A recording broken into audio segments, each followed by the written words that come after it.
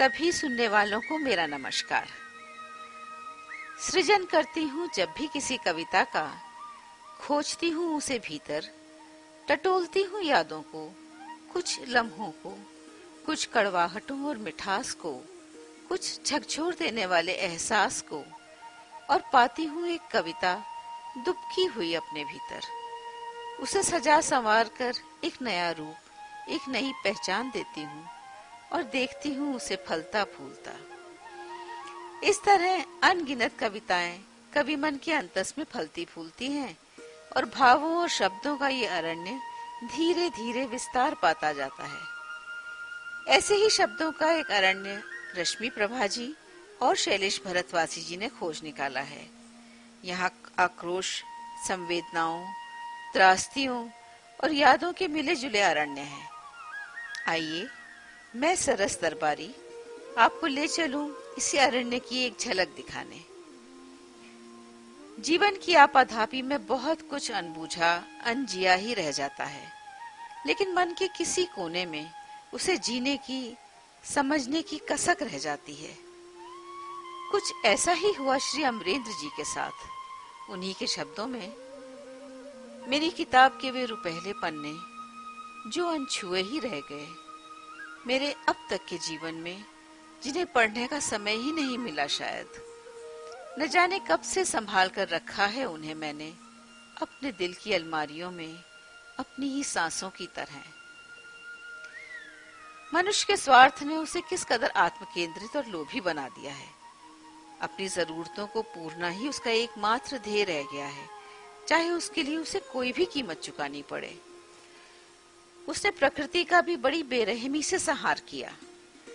रीता शेखर मधु जी की कविता मत संहार करो में एक क्रंदन, एक आर्तनाद है, एक प्रश्न है आने वाली पीढ़ियों का वर्तमान पीढ़ी से।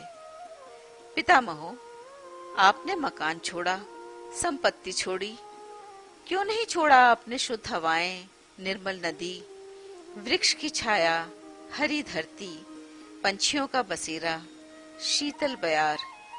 क्यों छीन लिया जीवन का मूल आधार? क्यों किया अपने वृक्षों का संहार? क्या हमारे पास उनके प्रश्नों के उत्तर हैं? नित्यानंद गायन जी ने अपनी रचना आखिरी पेड़ और चिड़िया में बड़े ही सजीव तरीके से मनुष्य की बर्बरता और पतन की पराकाष्ठा को उजागर किया है। फिर किस तरह काटे हमने पहाड़, जंगल और आदमी का सर, और कैसे विलुप्त हुए लाखों जनजाति, हिरोशिमा से नागासाकी, वियतनाम, इराक, अफगानिस्तान। वहीं रश्मि प्रभा जी ने अपनी रचना तथास्तु और सब खत्म द्वारा मनुष्य की स्वार्थी और लोभी प्रवृत्ति को बखूबी दर्शाया है। मनुष्य ने किसी को भी नहीं बख्शा, रब को भी नहीं।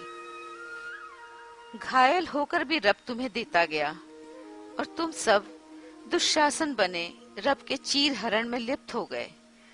तिलक लगा मस्तक पर, खुद रब बन बैठे।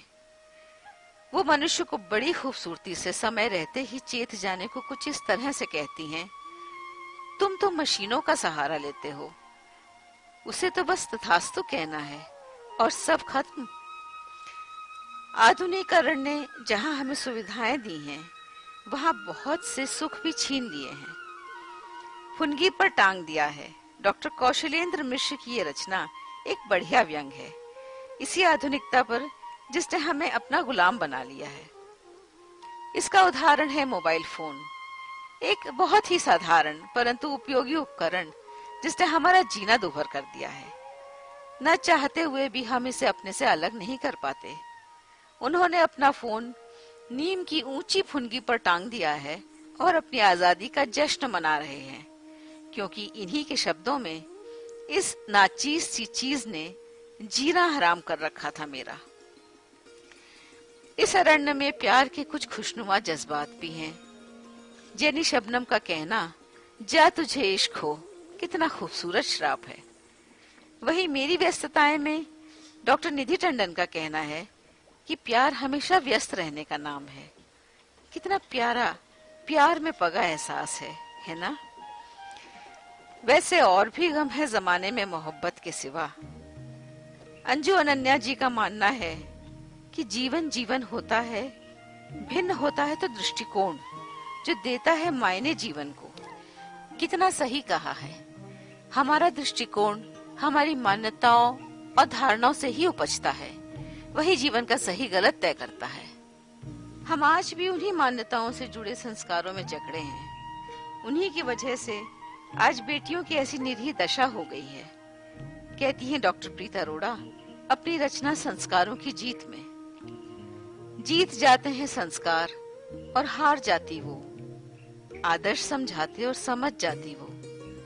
सीता द्रौपदी को सम्मुख खड़ा पाकर गला घोंट देती स्वयं अपने अरमानों का पुनः। एक बार फिर जूझ जाती दुगने उत्साह से, क्योंकि शायद यही उसकी नियति है। डॉक्टर मोनिका शर्मा का दिल भी बेटियों के लिए कसकता है।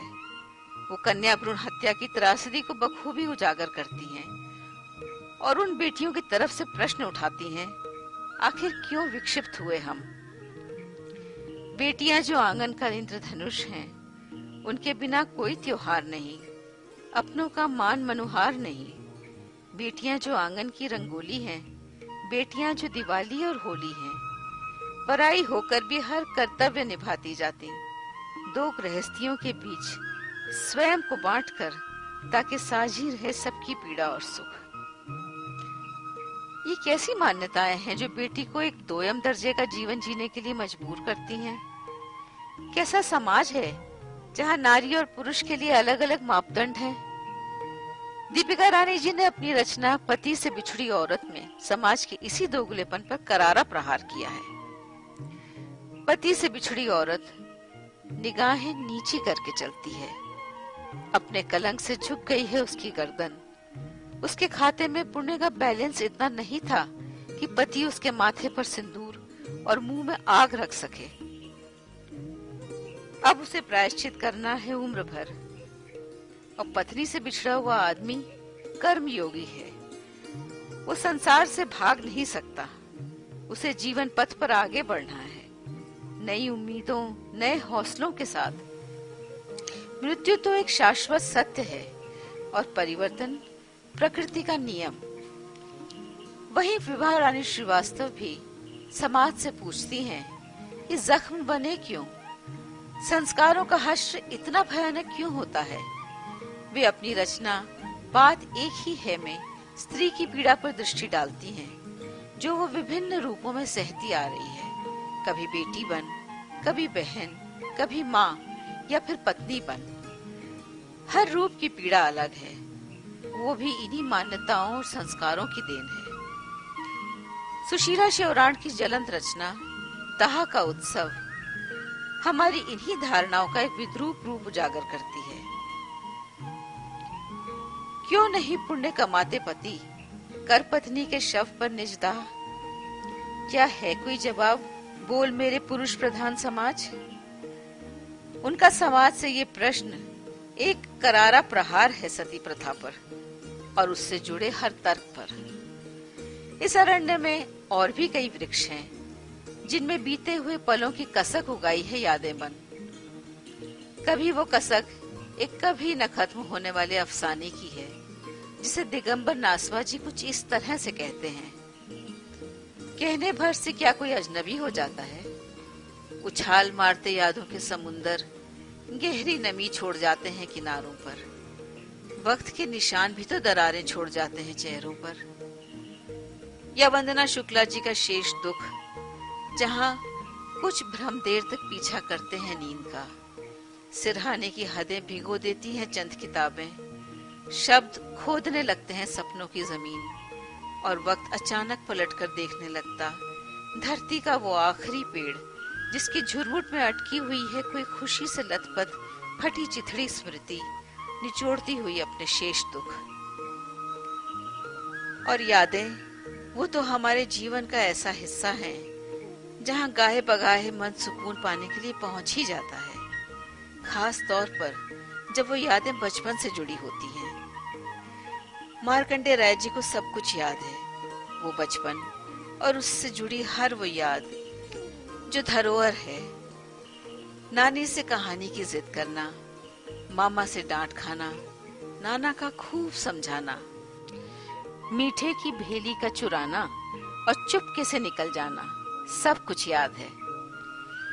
शिखा वार्ष्णेय जी ने कुछ खुशनुमा यादों और उनसे जुड़े हुए कुछ पलों को बटोरकर कुछ यूं सहेजा।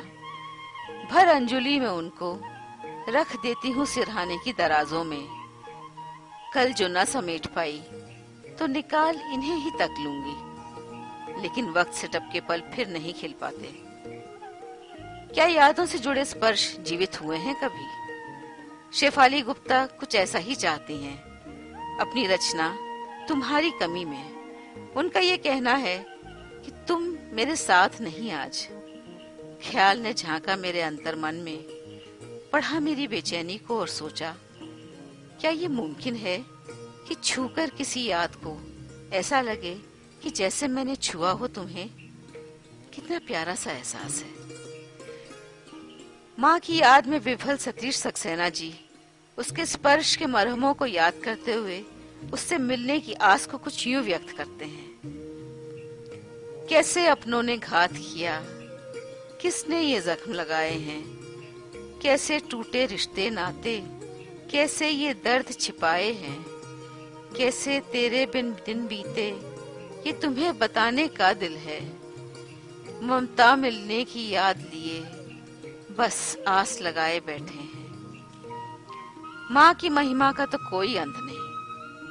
शिशु और माता का रिश्ता कितना निर्मल, पवित्र और स्नेहासक्त होता है। विजय कुमार संपति माँ की गोद से दूर होने के दर्द को आज भी महसूसते हैं। उनसे जुड़ी हर याद टीसती है दिल में। उस सुकून, उस स्नेह की तलाश उन्हें आज भी है जो किसी और तलाश की एवज में खो गया। जिस तरह शिशु उम्र के हर पड़ाव पर माँ के बिना अधूरा है, वैसे ही माँ के जीवन की धुरी उसके बच्चे हैं। एक स्त्री माँ बनकर पूर्ण होने का गौरव प्राप्त करती है। यही वात्सल्य भरा भाव है वाणी शर्मा जी का, मैं पूर्ण हुई संपूर्ण हुई में। जब ये नन्ही कली मुस्कुराई, मैं अकिंचन हुई वसुंधरा। ब्रह्मांड मेरी गोद में समाया, रीता था जीवन कलश, लबालब भर छलक आया। थपेड़े गर्म हवाओं के शीतल हो गए, लगा उसे सीने से अपने, मैं पूर्ण हुई संपूर्ण हुई। वही पुत्र वियोग में तड़पती सुमित्रा का संताप साधना वैद्य जी बहुत ही मार्मिक तरीके से व्यक्त करती हैं। फिर मेरी पीड़ा का आकलन ये संसार कम कैसे कर देता है? मेरा दुख गौण और बौना क्या सिर्फ इसीलिए हो जाता है कि मैं मर्यादा पुरुषोत्तम राम की माँ कौशल्या नहीं, उनके अनुज लक्ष्मण की माँ सुमित्रा हूँ? अनगिनत संवेदनाओं और भावों का यह अरण्य बहुत ही विस्तृत और समृद्ध है। इसमें एक तरफ भक्ति की लताएं हैं, जिस पर श्रद्धा के भाव सुमन लिए नैवेद्य दीप सजाए संगीता स्वरूप जी प्रेम की पुष्पांजलि अर्पण करने को आतुर हैं, तो दूसरी ओर ओम के जय घोष से लावण्या दीपक शाह जी सभी दिशाओं को सुरों से आंदोलित कर रही हैं। और वही वंदना गुप्ता मनुष्य के घिनौने कृत्यों पर उसे श्राप देते हुए कह रही हैं कि स्त्री को बलपूर्वक पाना पुरुषार्थ का मापदंड नहीं। उन्हीं के शब्दों में, तब तक नहीं उतरोगे तुम उसके स्त्रीत्व की परीक्षा पर खरे, जब तक नहीं भेदोगे तुम उसके मन के कोने। इस अरण्य में जितना ही उतरेंगे उतना ही हम उसकी गहराई में खोते जाएंगे। इसलिए आइए अब लौट चलते हैं पुनः अपनी अपनी जिंदगियों में, उसकी आपाधापी में, उसके सही गलत में, और खोजते हैं एक और शब्दों का अरण्य। धन्यवाद।